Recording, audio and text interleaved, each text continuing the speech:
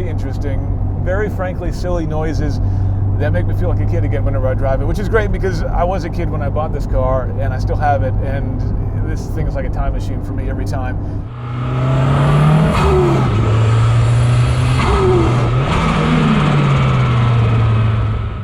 Over the years, I've been lucky to drive some pretty intimidating machines, from Lamborghinis with over 1,000 horsepower to all sorts of crazy track day specials to full-bore race cars. But despite all that, this humble MR2, my MR2, remains among the most scariest cars I've ever driven. Why? Well, it's got a wheelbase that's just that long, and it's putting down 300 horsepower at the rear wheels. It's got no traction control, no stability control, no ABS, not even power steering, and it has all the subtlety in its power delivery of a sledgehammer to the face. But despite all that, this is a car that I absolutely love. It is very, very special to me, and today I'm going to run it through its paces to show you why.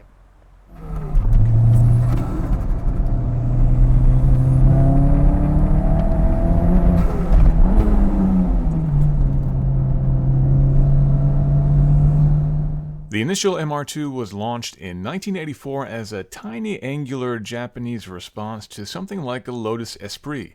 The name stands for Midship Runabout Two-Seater, but I personally prefer the name Mr. 2. That initial model, commonly known in the US as the AW11, had 112 horsepower from the base 1.6-liter engine, though a supercharged model making 145 horsepower dropped a few years later. The car got a complete reboot in 1989, commonly called the Mark II or SW20, which we didn't get into the US until 1990. That's what you see here. Mine is a model that was built in October of 1990. It was initially a non-turbo model, making a whopping 130 horsepower from a 2.2-liter non-turbo 4, the 5S FE. A turbocharged model was also available, Toyota's venerable 2-liter 3S GTE motor, which made a then impressive 200 horsepower.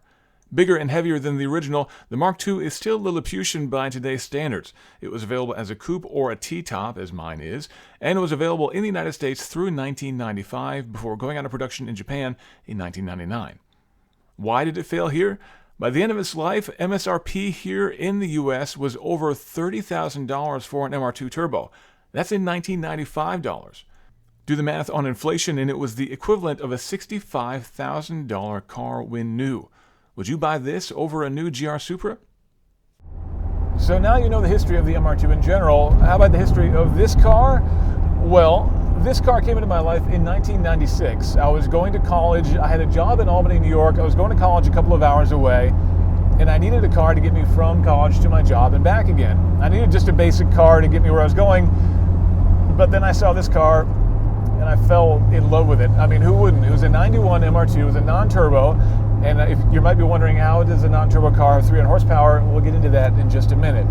I took the car home, and between the monthly payments for the car loan and the insurance, it basically took every dime that I earned at my job just to pay for the car that was just supposed to get me to my job. So it was one of those very irrational college student decisions that a lot of college students make, myself included. I wound up being pretty well broke for the entirety of my college tenure, but I had this amazing car that I absolutely fell in love with, and many, many years later, almost 30 years later, I have zero regrets.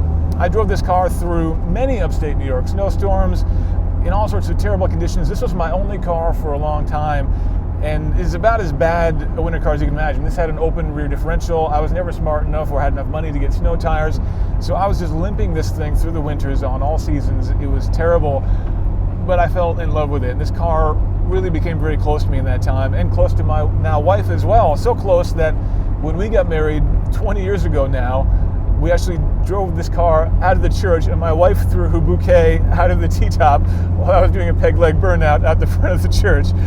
So this car, again, is very special to me.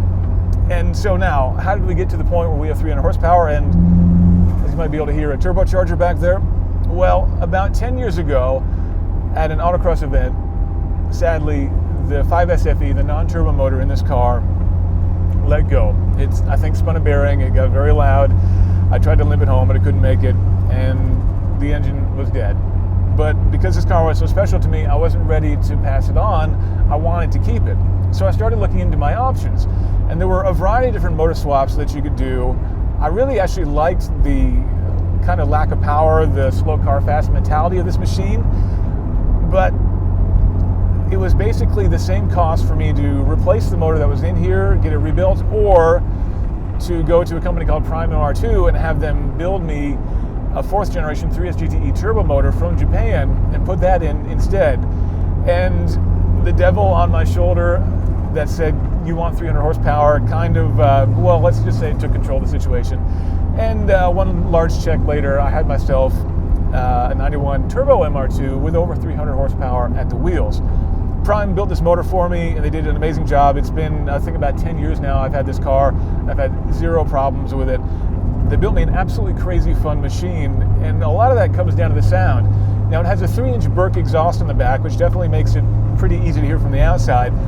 But on the inside, it's actually the blow-off valve that makes this thing sound ridiculous. You might be able to hear in the background. I'm going to go ahead and give it a quick shot on the throttle here. I, in the 90s and the early 2000s, was a huge fan of rally racing, and a lot of those cars had just ridiculous blow-off valves that made them sound like cackling monsters, and that's kind of exactly what we have here. Full throttle, let off, you get a big surge of sound, but even when you're just idling through town and you lift off the throttle,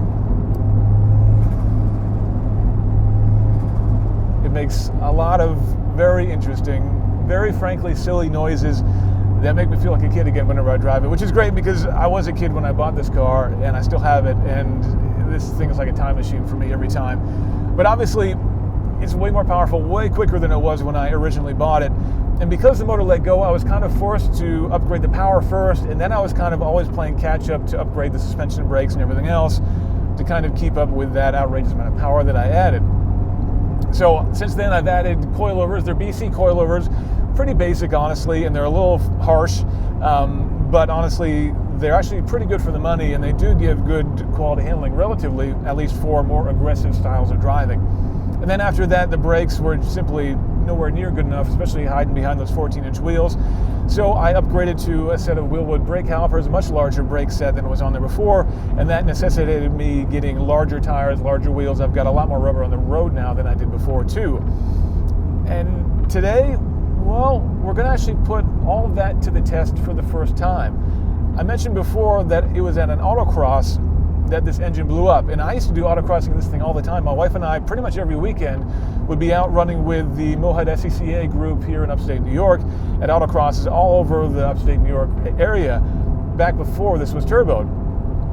Since then, I actually haven't done an autocross in this car since I've done all those upgrades to it. And the autocross that I blew the motor at was actually a different autocross. That was down at Lime Rock Park. It was a pretty special event where they run the infield, basically the kart track that's on the infield of Lime Rock.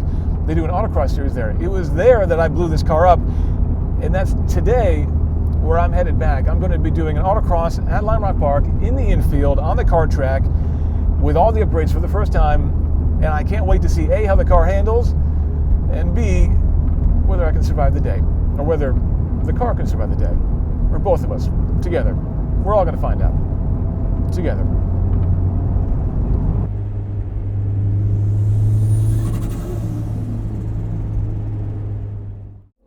All right, we're at the track. Time to do the old autocross trick here. Lock the seat belt, pull yourself up so you can't breathe, and then you're tight. If you don't have a harness, this is a good way to hold yourself in place. So, yeah, I haven't run this course in a little while, a couple of years. I haven't run it since I repaved it, so I have low expectations for the day, but this should be fun.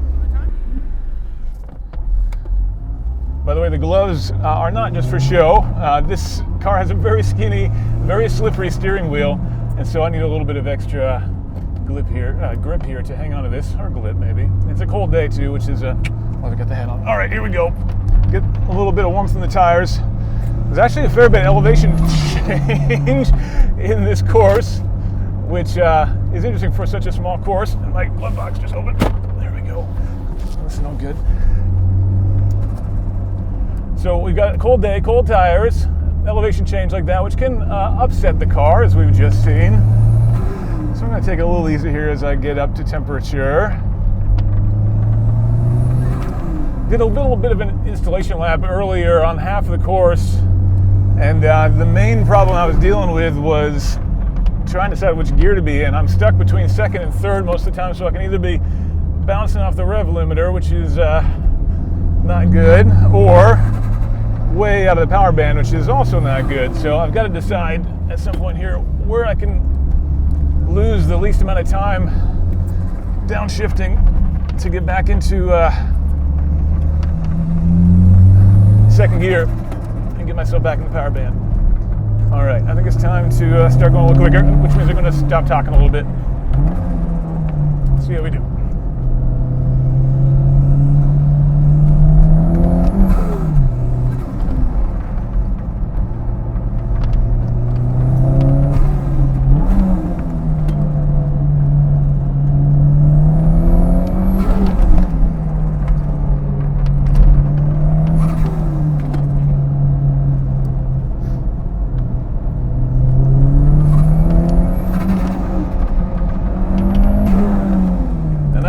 Is the steering unassisted in this car? It is very slow, which means that you can see a lot of shuffle steering is being done here. Which, when you've got a car that wants to spin around as much as this one does, makes it very interesting. It's one thing to catch a spin in a car when you've just got to shift your hands to the right a little bit. It's another thing altogether when you've got a shuffle steer in the middle.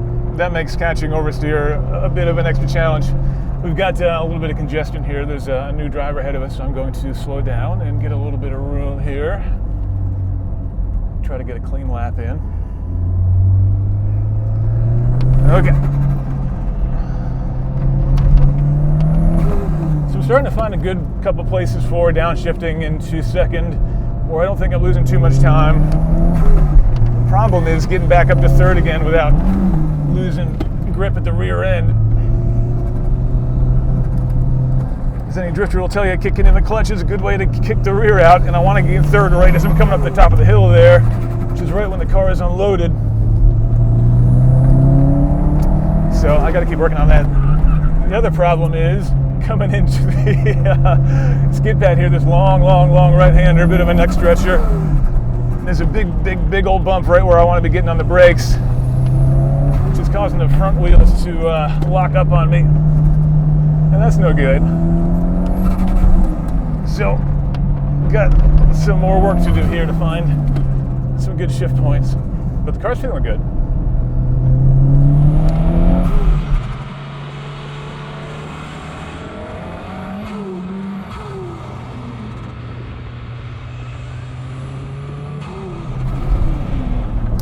In addition to getting more power with this new motor, I also got a new transmission. It's still 5-speed, but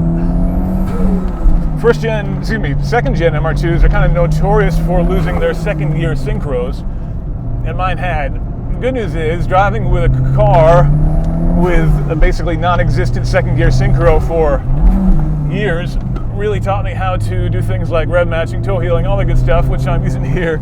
I don't have to so much anymore because I actually have a functional second gear synchro now, which is making this a whole lot easier than it would be otherwise. The other thing I got out of the deal was a limited slip differential, and that is a huge change. Even with the 100 and whatever horsepower that this thing used to make, it would still spin up its inside rear tire around a tight corner, especially on an autocross course. In fact, I have a stiffer front bar on the front to keep the nose from rolling too much, just to keep the rear from getting unweighted. But in this car, I've got a limited slip rear diff now, which makes a huge difference.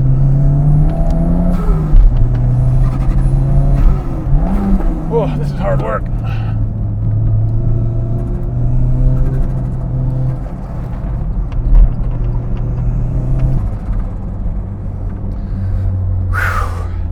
Yeah, this is a bit of a workout.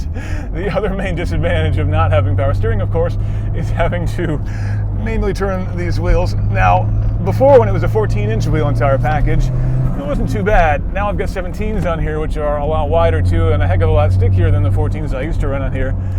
So that means it's a little bit of work. You really need to pull to focus on using your back muscles, because if you're doing all this with your shoulders, unless you've got bigger shoulders than I do, it's going to be a bit of a challenge. But a good upper body workout. Never skip shoulder day.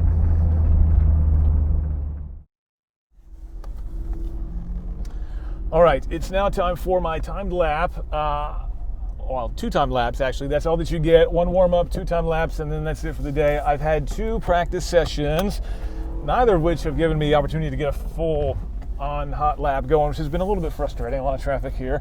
My first time was a 48 something, and my second, come on, why are you complaining today? My second was a 47.6. Quickest time of the day so far is a 45.5. That was in, it came in running our compound tires though. I'm on just summer tires, so a little bit of an advantage there. But anyway, time to take the hat off, getting a little warm, and see what I can do.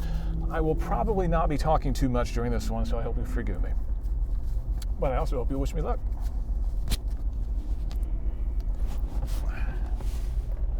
Okay. Oh. Oh.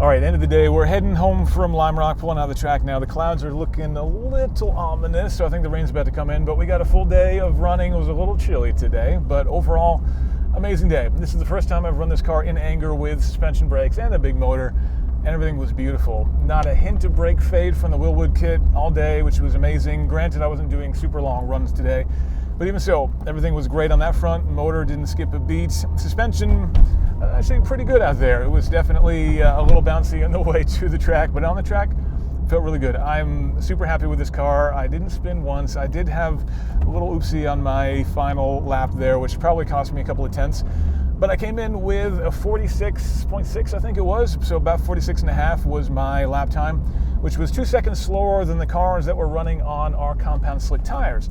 And it's been a while since I've autocrossed with any IA Tour time, but 2 seconds off of a car with our compounds, that in my book is usually pretty good. So I'm reasonably happy with that, but I had no expectations for the day. I just wanted to be able to drive home in this car without having to call a tow truck, and everything seems like that's going to happen just fine. So really appreciate you coming along for the ride with me. Let me know what you think of this car. Are you more of a fan of the Mark 1 MR2, this one, or maybe even the MR2 Spider? Let me know down in the comments. I'd really love it if you like and subscribe this video if you enjoy it and you want more stuff like this. Until then, have a great day.